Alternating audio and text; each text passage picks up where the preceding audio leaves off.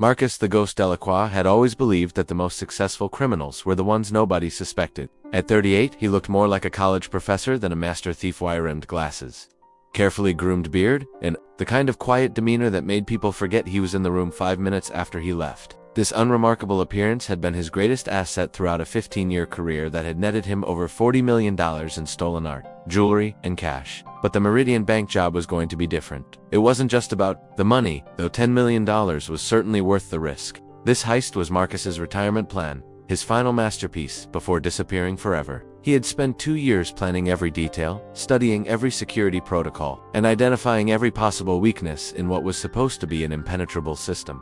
The Meridian Bank building in downtown Chicago was a fortress of steel and glass, 37 floors of financial power that housed some of the wealthiest clients in the Midwest. The bank's private vault on the 23rd floor contained safety deposit boxes belonging to politicians, celebrities, and business moguls, who preferred to keep their most valuable assets away from prying eyes. Marcus had identified at least 12 boxes that contained items worth more than $1 million each. His plan was elegant in its simplicity. Marcus had spent 6 months working as a night janitor in the building, using forged credentials and a carefully crafted backstory about being a struggling graduate student. The job gave him access to every floor, every security checkpoint, and most importantly, the trust of the guards who saw him every night for months. "Evening, Professor," security guard Tom Martinez would say as Marcus wheeled his cleaning cart past the main desk.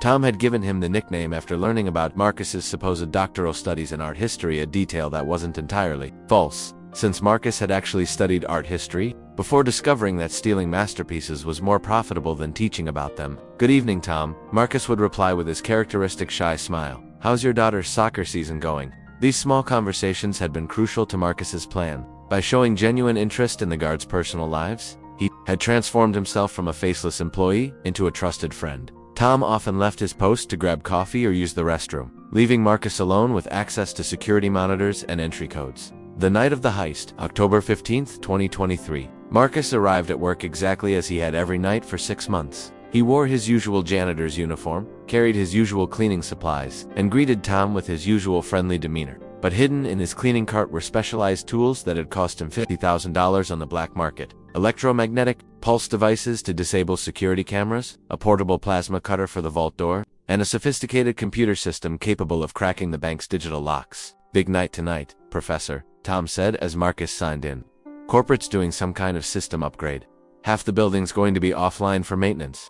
Marcus nodded sympathetically, though he had actually orchestrated the system upgrade himself. 3 weeks earlier, he had hacked into the bank's IT contractor and scheduled fake maintenance that would disable key security systems during his heist window. "Technology, right?" Marcus replied. "Sometimes I think we were better off with pen and paper." At 2:17 a.m., when the building was at its quietest, Marcus made his move. He had memorized the patrol schedules, knew exactly when each guard would be where, and had identified a 43-minute window when the 23rd floor would be completely unmonitored. The vault door was a masterpiece of engineering.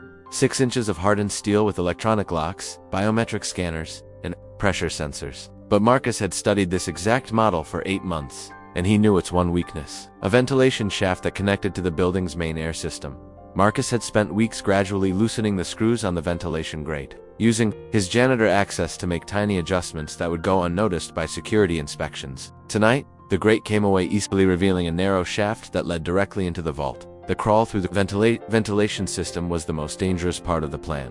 The shaft was barely wide enough for Marcus's slim frame, and one wrong move could trigger motion sensors that would bring the entire Chicago Police Department down on him. But Marcus had practiced this route dozens of times in a replica he had built in an abandoned warehouse, and his movements were precise and silent. Inside the vault, Marcus worked with the efficiency of a surgeon. He had memorized the locations of the most valuable safety deposit boxes, and his tools made quick work of their locks.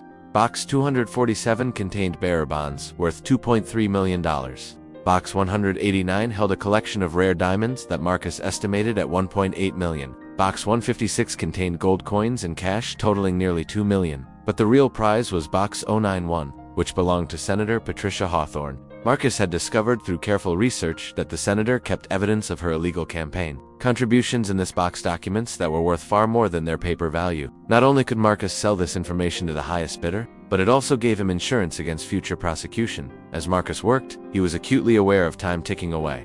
He had 37 minutes to complete the theft and return to his normal cleaning routine before the next security patrol. Every movement was calculated, every second accounted for. At 2:54 a.m., Marcus had collected items worth approximately $10.2 million, carefully packed in a specially designed bag that would fit through the ventilation shaft. He left the empty safety deposit boxes open. There was no point in trying to hide what he had done. By the time the theft was discovered, Marcus Delacroix would no longer exist. The return journey through the ventilation system was even more nerve-wracking than the entry. Marcus was now carrying an additional 40 pounds of stolen goods, and the bag occasionally scraped against the metal walls of the shaft. But his careful planning paid off. He emerged from the grate exactly on schedule and quickly restored it to its normal appearance. For the remaining 3 hours of his shift, Marcus cleaned floors and emptied trash cans with the same methodical attention to detail he had shown every night for 6 months. When Tom asked how his night was going, Marcus complained about a particularly stubborn stain in the executive washroom. When the morning shift arrived, Marcus clocked out and walked to his car with the casual demeanor of a man whose biggest concern was getting home in time to catch the morning news. But Marcus didn't go home. Instead, he drove to a storage unit on the outskirts of Chicago, where he had been preparing for this moment for over a year. Inside the unit was everything he needed for the next phase of his plan: new identification documents, a complete change of appearance, and most importantly, the materials he would need to fake his own death.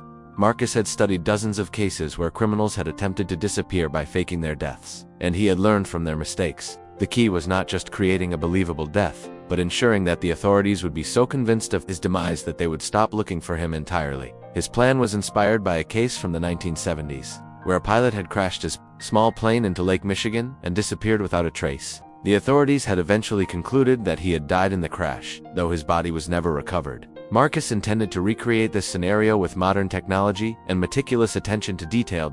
Over the past year, Marcus had purchased a small aircraft using a false identity, learned to fly it competently, and identified the perfect location for his staged crash. Lake Superior, with its vast expanse and treacherous currents, would provide the ideal setting for a disappearance that would convince even the most skeptical investigators. As Marcus loaded the stolen goods into a specially prepared vehicle, he felt a mixture of excitement and melancholy. This was the culmination of 15 years of careful planning and calculated risks. After tonight, Marcus Delacroix would be dead, and a new man would be born, someone with no criminal history, no connections to the past, and $10 million. To start a new life, the theft would be discovered in approximately 6 hours. When the bank opened for business and the first client tried to access their safety deposit box, by that time, Marcus would be halfway to Minnesota, where his aircraft was waiting. The FBI would launch a massive investigation, but they would be looking for a man who no longer existed. Marcus had always prided himself on thinking 3 steps ahead of law enforcement. While other criminals made impulsive decisions that led to their capture, Marcus planned for every contingency. He had studied the FBI's investigative methods, analyzed their success rates in different types of cases, and designed his crime to exploit their weaknesses. The beauty of his plan was that it gave the authorities exactly what they wanted: a clear suspect, a logical motive, and a satisfying conclusion. Marcus Delacroix would be identified as the thief within days, but by then he would be officially dead, and the case would be closed as an unsolved crime with a deceased perpetrator. As Marcus drove through the pre-dawn darkness toward his new life, he reflected on the irony of his situation. He had spent years studying art history, learning about the great masters who had created beauty that lasted for centuries. Now he was about to become a different kind of artist, one whose masterpiece was the perfect disappearance. The radio news was already reporting unusual activity at Meridian Bank, though the full scope of the theft hadn't been revealed yet. Marcus smiled as he listened to the early speculation about possible security breaches and internal investigations. The authorities had no idea what they were dealing with. In 12 hours, Marcus Delacroix would be dead. In 13 hours, a new man would begin a new life in a place where no one would ever think to look for a master thief. The perfect crime was about to become the perfect escape, but Marcus had no way of knowing that. FBI Special Agent Sarah Chen was already analyzing the crime scene with a level of detail and intuition that would soon make his carefully planned disappearance the beginning of the most challenging investigation of his career. By 9:47 a.m., the Meridian Bank was swarming with federal agents, local police, and forensic specialists. The theft had been discovered when Senator Patricia Hawthorne arrived to retrieve documents from her safety deposit box, only to find it empty and the vault's security systems showing signs of sophisticated tampering. Within 30 minutes, the FBI had been called in, and Special Agent Sarah Chen was leading the investigation. Sarah Chen was 34 years old and had built her reputation on solving cases that other agents had written off as unsolvable. She had a master's degree in criminal psychology and an almost supernatural ability to think like the criminals she pursued. Her colleagues called her the Bloodhound because once she picked up a scent, she never let go. "What do we know so far?" Sarah asked as she surveyed the crime scene. Detective Mike Rodriguez, the lead investigator from Chicago PD, consulted his notes. Theft was discovered at 9:15 a.m. when Senator Hawthorne tried to access her box. Security footage shows the building was empty except for authorized personnel during the night shift. No signs of forced entry, no triggered alarms, and whoever did this knew exactly which boxes to target. Sarah examined the open safety deposit boxes, noting the precision with which they had been opened. This wasn't random. Our thief knew exactly what he was looking for and where to find it. "What about the security footage?" "That's where it gets interesting," Rodriguez replied. "The cameras on the 23rd floor were disabled during a scheduled system maintenance. But the building's other cameras show normal activity throughout the night." "Scheduled by whom?" "The bank's IT contractor. But here's the thing. Contractor says they never scheduled any maintenance for last night." Sarah's eyes narrowed. "So our thief hacked into the IT system to create a fake maintenance window that shows serious technical sophistication. What about building access? Everyone who entered and left the building is accounted for. Security, guards, cleaning crew, maintenance staff, all legitimate employees with proper credentials. Which means our thief either had inside help or..." Sarah paused, studying the ventilation grate that forensics was examining, or he was already inside. The forensic team leader, Dr. James Walsh, approached with preliminary findings. "Agent Chen, we found traces of metal shavings around this ventilation grate. Someone's been working on these screws for weeks, maybe months, and there are fabric fibers in the shaft that suggest someone crawled through here recently." Sarah knelt beside the grate, visualizing the crime. "So our thief spent months preparing for this? He had regular access to this floor, knew the security protocols, and planned every detail. This wasn't opportunistic, it was a long-term operation." Agent Chen called another investigator from across the vault. "You need to see this." Sarah walked over to where Agent Tom Bradley was examining one of the empty safety deposit boxes. "What did you find?" "Box 091 belonged to Senator Hawthorne. According to the bank's records, it contained documents related to her political activities. But look at this." Bradley pointed to a small piece of paper left inside the box. "Our thief left a note." Sarah carefully extracted the paper with tweezers and read the handwritten message. "Senator, your secrets are safe with me, but they're no longer safe with you. Consider this a public service." "MD," Sarah mused. "Our thief has initials, and he's sending a message. He's not just stealing for money, he's making a statement about corruption." Rodriguez joined them.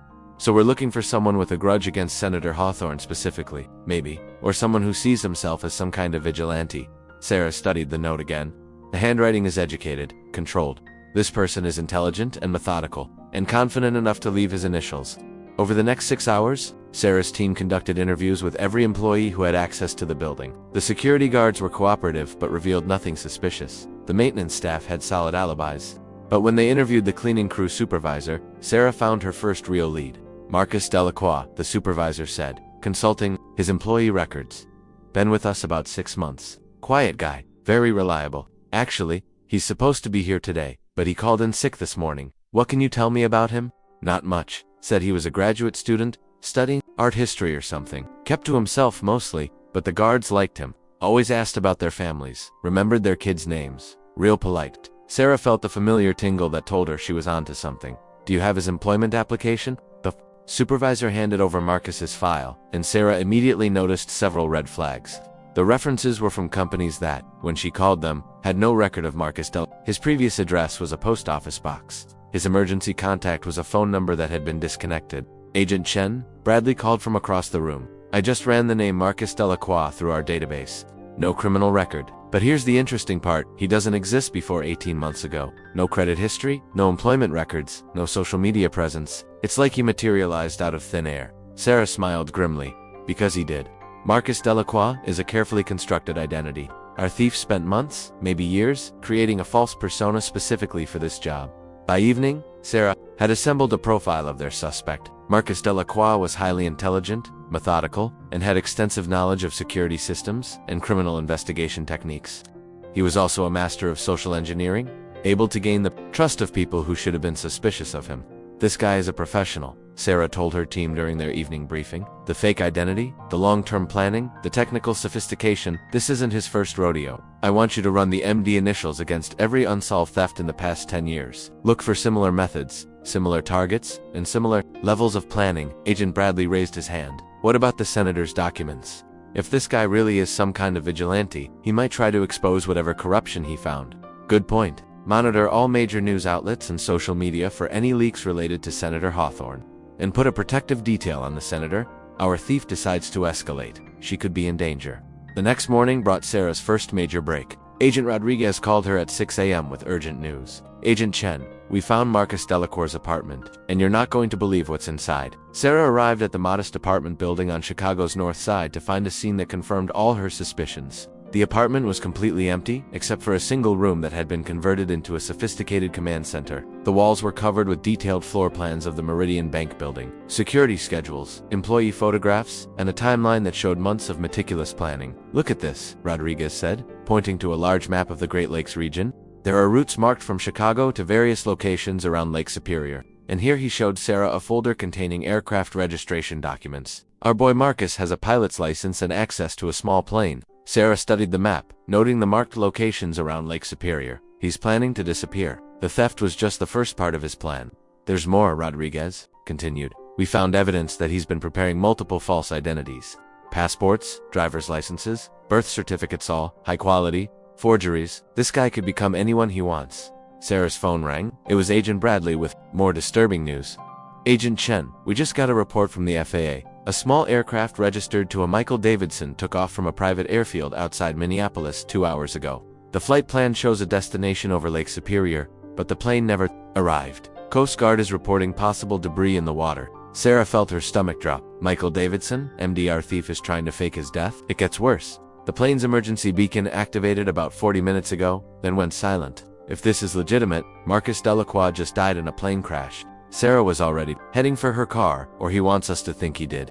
Get me on the next flight to Minnesota, and contact the Coast Guard. I want every piece of debris analyzed. If Marcus Delacroix is trying to disappear, we're going to prove he's still alive. The flight to Minneapolis gave Sarah time to think about Marcus's plan. Faking death in a plane crash was clever. Bodies were often never recovered from large lakes, and the authorities would eventually conclude that the victim had drowned. But Sarah had studied enough disappearance cases to know the common mistakes that criminals made. But at the Minneapolis field office, Sarah met with Coast Guard Captain Jennifer Walsh, who briefed her on the search operation. We found debris consistent with a small aircraft about 12 miles offshore, Captain Walsh reported. Personal effects, pieces of the fuselage, and what appears to be blood on some of the wreckage, but no body yet.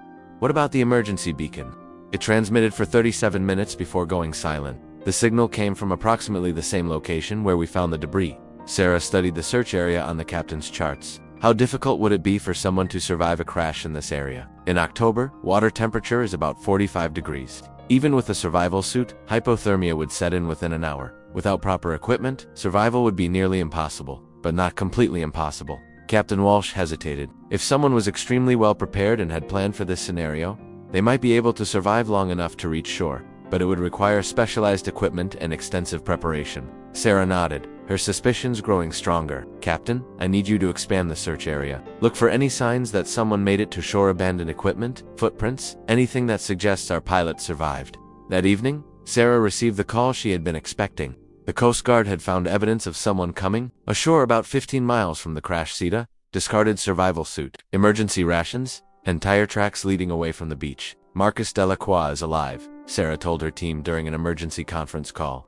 He staged the crash, made it to shore, and is now somewhere in northern Minnesota with a $10 million head start.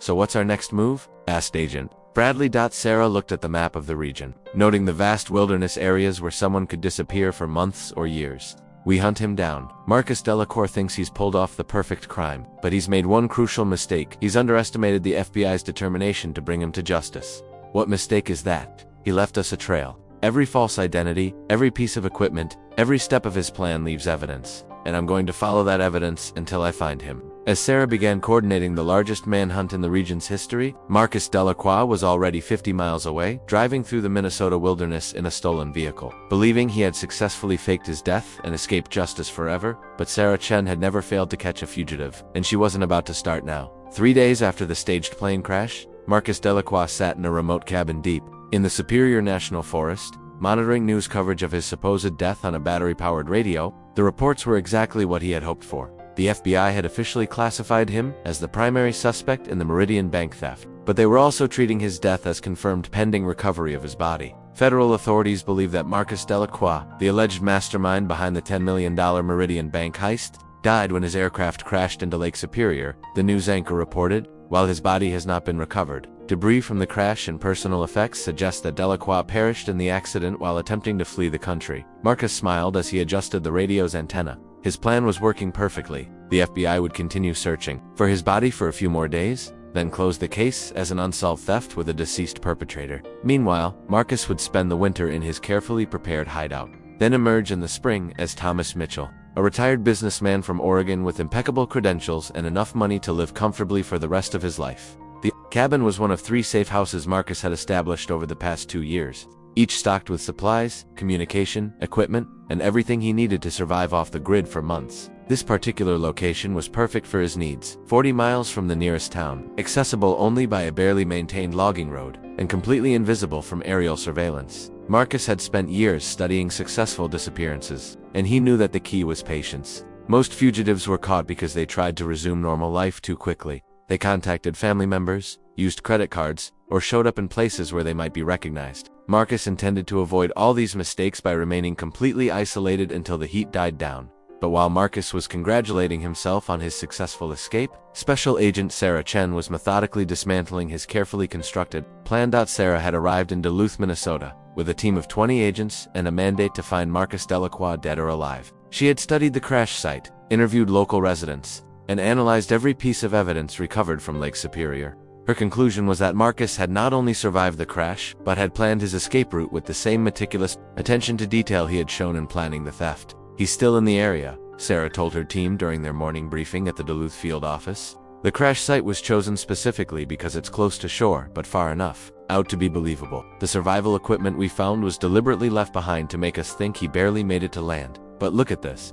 Sarah displayed a map showing the crash site, the location where the survival gear was found, and the surrounding wilderness. "The tire tracks we found lead north into the forest, but they disappear after about 2 miles, where the road becomes too rocky to leave clear impressions. However, there are only 3 possible routes he could have taken from that point." Agent Bradley studied the map. "That's still a lot of territory to cover. We're talking about thousands of square miles of wilderness." "True, but Marcus has limitations we can exploit. He's carrying $10 million in stolen goods, which means he needs a secure location to store them. He also needs shelter, food, and communication equipment. Most importantly, he needs to stay hidden while maintaining the ability to monitor our investigation." Sarah pointed to several marked locations on the map. "I've identified 12 properties within a 50-mile radius that meet these criteria. Remote cabins, hunting lodges, abandoned buildings, places where someone could hide for months without being detected. How do we search them all without alerting him that we know he's alive?" Sarah smiled. "We don't search them, we watch them. Marcus thinks he's safe because he believes we think he's dead. That gives us an advantage. He won't be expecting surveillance." Over the next 48 hours, Sarah's team established covert observation posts around each of the potential hideouts. Using thermal imaging equipment, motion sensors, and long-range cameras, they monitored every building that could possibly shelter a fugitive. The breakthrough came on the 3rd night of surveillance. Agent Rodriguez, monitoring a remote cabin 37 miles northeast of Duluth, detected a brief thermal signature that suggested someone was inside the building. "Agent Chen," Rodriguez radioed, "I've got possible movement at location 7. Thermal imaging shows a heat source consistent with human presence, but it's intermittent, like someone is trying to minimize their heat signature." Sarah studied the surveillance data from her command post. "That's our boy.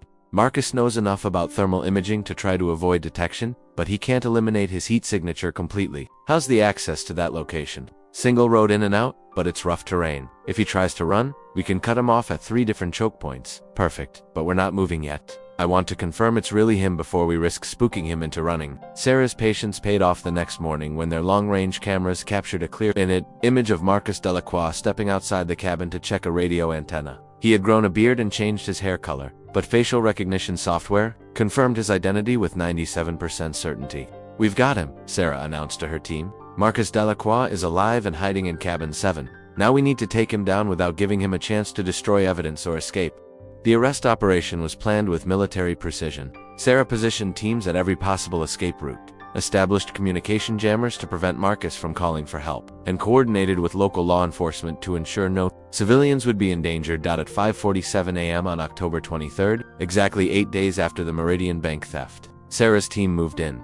Marcus was awakened by the sound of helicopters overhead and vehicles approaching on the access road. For a moment, he couldn't believe what he was hearing. According to his radio monitoring, the FBI still believed he was dead. How had they found him? Marcus quickly activated the emergency protocols he had prepared for this scenario. He began destroying hard drives, burning documents, and preparing to escape through a hidden tunnel he had dug behind the cabin. But as he reached for his emergency bag, he heard Sarah Chen's voice through a loudspeaker. "Marcus Delacroix, this is Special Agent Sarah Chen of the FBI. You are completely surrounded. Exit the cabin with your hands visible and surrender peacefully." Marcus peered through a window and saw at least a dozen agents positioned around the cabin, all armed and wearing tactical gear. His escape tunnel would lead him directly into their line of sight. For the first time in his criminal career, Marcus realized he had been out. "Mr. Delacroix," Sarah's voice continued, "we know you're alive. We know you staged the plane crash. And we know you're in possession of the stolen items from Meridian Bank. You have 60 seconds to surrender before we enter the cabin." Marcus considered his options. He could try to fight his way out, but he was outnumbered and outgunned. He could try to negotiate, but he had nothing to offer that would interest the FBI, or he could surrender and hope that his lawyer could find some way to minimize the charges. At 59 seconds, Marcus opened the cabin door and stepped outside. With his hands raised, "I surrender," he called out. "Don't shoot." Sarah approached cautiously, her weapon drawn but pointed at the ground. "Marcus Delacroix, you are under arrest for theft, fraud, and conspiracy. You have the right to remain silent. As Sarah read Marcus's rights, she felt the satisfaction that came with closing a difficult case. But she also felt a grudging respect for her opponent. Marcus had planned and executed one of the most sophisticated thefts in recent history, and his escape plan had been nearly flawless. "How did you know I was alive?" Marcus asked as the handcuffs clicked into place. "You made several mistakes," Sarah replied, "but the biggest one was underestimating how thoroughly we would investigate your death. When someone with your skills dies in a convenient accident right after committing a major crime, we tend to be skeptical."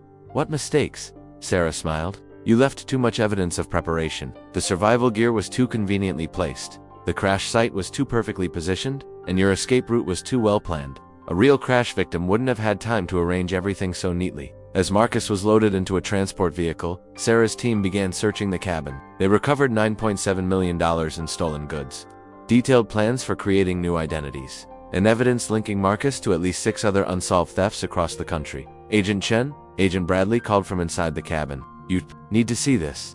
Sarah entered the cabin to find Bradley standing over a sophisticated computer setup that Marcus had been using to monitor FBI communications. "He was listening to our radio traffic," Bradley explained. "That's how he knew we thought he was dead. But look at this, he's also been monitoring news reports about Senator Hawthorne." Sarah examined the computer screen, which showed dozens of saved articles about the senator's political activities. He really was planning to expose her corruption. This wasn't just about the money. There's more. We found evidence that he was planning to release the senator's documents anonymously. After the heat died down, he saw himself as some kind of vigilante. Sarah shook her head. A vigilante who stole $10 million for himself. Whatever his motivations, Marcus Delacroix is a criminal, not a hero. 3 months later, Marcus Delacroix was sentenced to 25 years in federal prison for theft, fraud, conspiracy, and faking his own death. The stolen items were returned to their owners, and Senator Hawthorne faced a separate investigation based on the documents found in Marcus's possession. During his sentencing hearing, Marcus showed no remorse for his crimes but expressed admiration for Agent Chen's investigative skills. "Agent Chen," he said as he was led away in shackles, "you're the best opponent I've ever faced. In another life, we might have been colleagues." Sarah watched as Marcus disappeared into the federal prison system, knowing that even behind bars, he would probably be planning his next scheme. But she also knew that when he eventually got out, she would be waiting for him. The case of Marcus Delacroix became a textbook example of how modern criminals use technology and careful planning to commit sophisticated crimes, and how equally sophisticated law enforcement techniques can bring them to justice. Sarah Chen's methodical investigation and refusal to accept the obvious explanation had prevented a master thief from escaping with the perfect crime. But as Sarah filed her final report on the case, she couldn't shake the feeling that Marcus Delacroix's story wasn't over. Men like him didn't give up easily, and 25 years was a long time to plan the ultimate comeback. Legal disclaimer: this story is completely fictional and was created for entertainment purposes. Any resemblance to real persons, living or dead, or actual events is purely coincidental.